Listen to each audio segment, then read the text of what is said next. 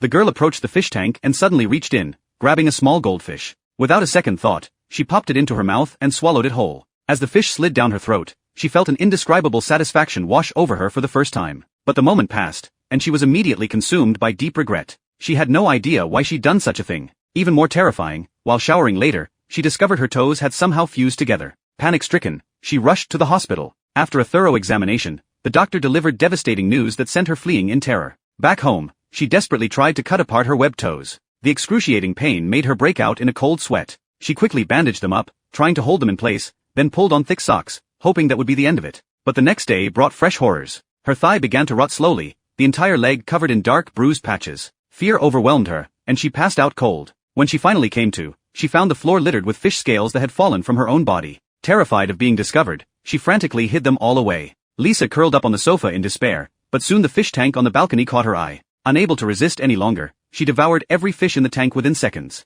She seemed to have developed an uncontrollable obsession with marine life. Even the preserved fish specimens in biology class made her mouth water. That night, to her horror, she discovered gills had sprouted on both sides of her neck, and her thighs were covered in dense scales. Fighting through the searing pain, she grabbed pliers and pulled the scales out one by one, then wrapped her legs in gauze. Just then, her best friend walked in and froze at the sight. The putrid smell made her friend gag. Seeing the disgust on her friend's face, the girl screamed at her to get out. After her friend left, the girl pounded her thighs in frustration. Desperate to feel normal again, she put on elaborate makeup and headed to a nightclub, seeking any distraction that would help her forget. But her secret was soon discovered, and she found herself running through the streets in tears. Nothing helped. Not the pills, not anything. In agony, she turned to alcohol, but even that couldn't numb the pain. Finally, at her breaking point, she grabbed a knife and slashed her wrists before collapsing unconscious. Miraculously, she survived. When she woke up, her feet were gone, replaced by a tail. She thrashed it violently, trying to convince herself this was just a nightmare, but the pain told her otherwise. Completely broken, she dragged herself to the bathtub and lay there,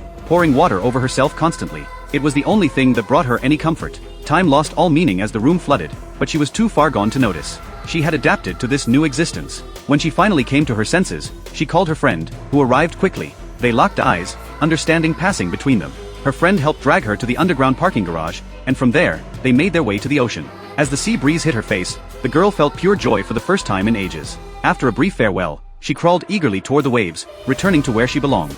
The ocean welcomed her home, and from that day forward, she swam free in its vast depths.